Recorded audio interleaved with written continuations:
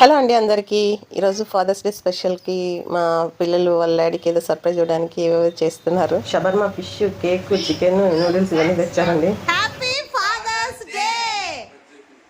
అయితే నేను ఇద్దరికి 2 కేకులు తీసుకొద్దామని సర్ప్రైజ్ చేద్దామని అనుకున్నాను. బట్ మా అమ్మ ఎందుకు వద్దులే బుజ్జి, ఒక కేక్ చాలు అని చెప్పిందనమాట. ఇంకా మా ఆయన కూడా మీ నాన్న దగ్గరే కట్ చేయించు అని చెప్పాడనమాట. మా నాన్న అంటే నాకు చాలా ఇష్టం అండి.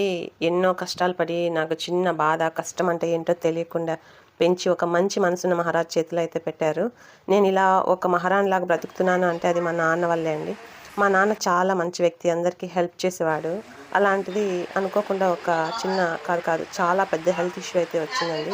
అది కూడా బీపీ కారణం వల్ల, ఓవర్గా పని చేయడం వల్ల అయితే వచ్చింది. సో డాక్టర్స్ కూడా చేతులు ఎత్తేసారనమాట. అలాంటిది ఒక మెరాకిల్ లాగా 1 మంత్లోనే కోలుకొని మళ్ళీ నార్మల్గా అయ్యారు. కాకపోతే కొంచెం మాటలు మాత్రం మనలాగా నార్మల్గా రావు, కొంచెం అటు ఇటుగా వస్తాయి. అందరూ ఏమంటారంటే మీ నాన్న చాలా పుణ్యం చేసుకున్నాడు, అందుకే ఇంత మంచిగా రికవర్ అయ్యారు.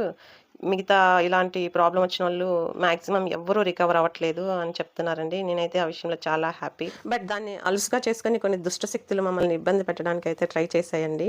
వాళ్ళు కూడా మా నాన్న మోచేతి నీళ్ళు త్రాగి బ్రతికిన వాళ్ళే. కొంతమంది ఎదుటి వాళ్ళు బాగుపడుతుంటే చూసి ఓర్చుకోలేక ఏదేదో చేయాలి అనుకుంటారండి. కానీ వాళ్ళు ఏమీ పీకలేరనమాట.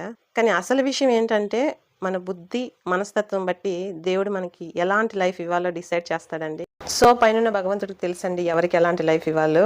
అలాంటి వాళ్ళు ఎంత గింజుకున్నా తనలాడినా మంచి పొజిషన్కి అయితే ఎప్పటికీ రాలేరండి. సో మా అమ్మ నాన్న ఎలాంటి కష్టం చేయాల్సిన అవసరం లేకుండా కాలు మీద కాలు వేసుకొని జీవితాంతం కూర్చొని తినగలరండి. నా సాయం కూడా లేకుండా అలాంటి లైఫ్ వాళ్ళకి ఇచ్చాడు ఆ దేవుడు. So that I'm very very happy. Once again happy father's day నాన్న.